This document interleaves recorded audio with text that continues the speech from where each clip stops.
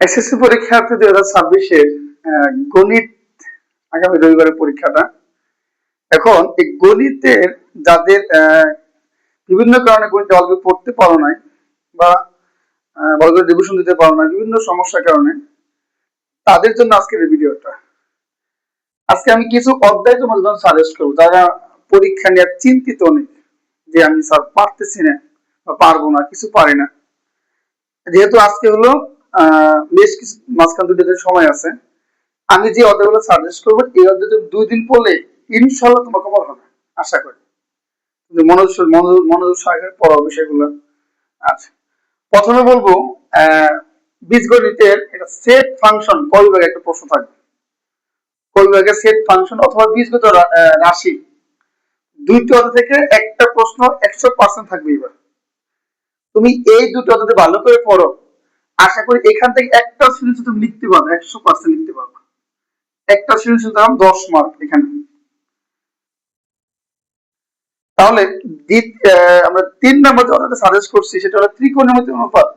এখান থেকে একটা সৃজনশীল থাকবে, 100% থাকবে। এবার কারণ এইটা যদি ভালো করে অধ্যায়টা ভালো করে ক্যাপচার করতে পারো, ভালো করে আয়ত্ত আনতে পারো, এখান থেকে তোমাকে একটা সৃজনশীল লিখতে পারবে, একটা। তাহলে 10 মার্ক এখানে। আর আমি গত ভিডিওতে একটা বলেছিলাম যে পরিসংখ্যান থেকে দুইটা লিখবা।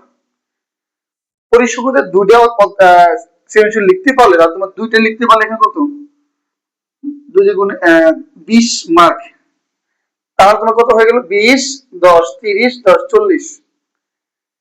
তাহলে তুমি ইজিলি 40 মার্ক পেয়ে যাচ্ছ এখান থেকে। 40 মার্ক পেয়ে যাচ্ছ।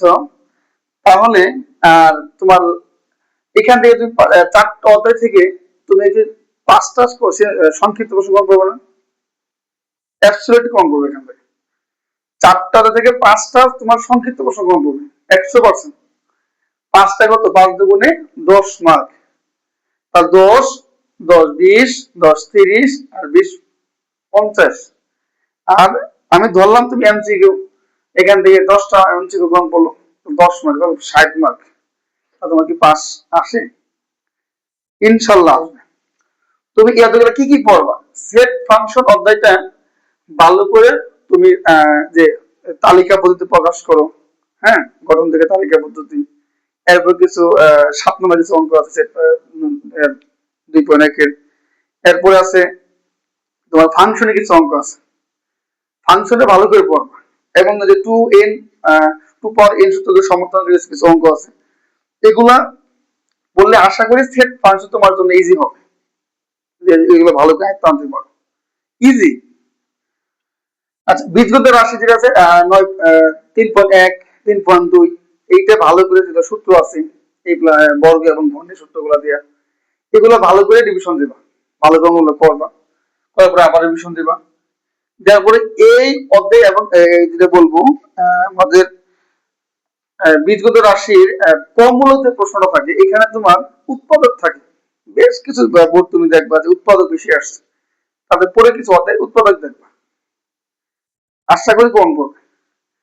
এরপরে ত্রিকোণমিতি অনুপাত। ত্রিকোণমিতি অনুপাতটা তোমার সাইন কসের অঙ্ক, সবাই জানো এটা। এইটা 9.1 এবং 9.2 দুইটা অনুশীলনী আছে, দেওয়া আছে এখানে।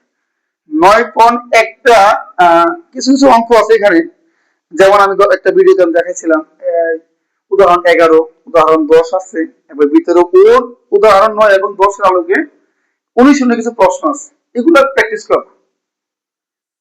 এরপর 9.2 কি আছে, 9.2 তোমার ওই যে সাইন সাইন থিটার মান, sine theta a plus b সমান 1 হলে, তাহলে এই টাইপের কিছু অঙ্ক আছে, এগুলো ভালো করে দেখবা।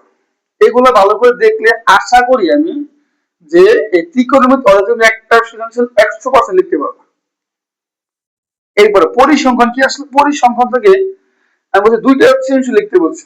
পরিসংখ্যান কি থাকবে, কর্মমূলক প্রশ্নে কি থাকবে, কর্মমূলক প্রশ্নে মনে করো দেওয়া আছে পরিসর দেওয়া আছে, সর্বোচ্চ মান দিয়ে সর্বনিম্ন মান বের করো অথবা মধ্যমান বের করো, এই টাইপের কিছু প্রশ্ন আছে।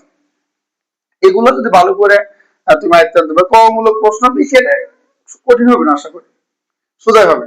এবার ক্ষমূলক প্রশ্ন কি থাকবে, ক্ষমূলক প্রশ্ন থাকবে তোমার গাণিতিক গড়, সংক্ষিপ্ত গড়, তাহলে মধ্যক, প্রচুরক, এই টাইপের প্রশ্নগুলো বেশি আসবে। এবং গমূলক প্রশ্ন যেটা থাকবে সেটা হলো অজীব রেখা, আয়তলেখ, বহুভুজ অঙ্কন, গ্রাফ, গ্রাফের মাধ্যমে অত্যন্ত সোজা। আপনার অজীব রেখা এবং আয়তলেখ, গ্রাফ, এটা সবাই কিছু না কিছু একবার দেখলে তুমি পারবে।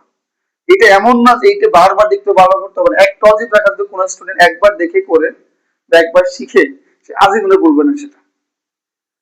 আশা করি এই অধ্যায়গুলো এবং যেগুলো অঙ্ক গুরুত্বপূর্ণ যেটা বললাম আমি, সেগুলো প্র্যাকটিস করো। আশা করি ইনশাল্লাহ তুমি 60 মার্ক, ইনশাল্লাহ 60 মার্ক পাবো। ওকে, সবাই ভালো থাকবে, এইভাবে সবাই রিভিশন দেন।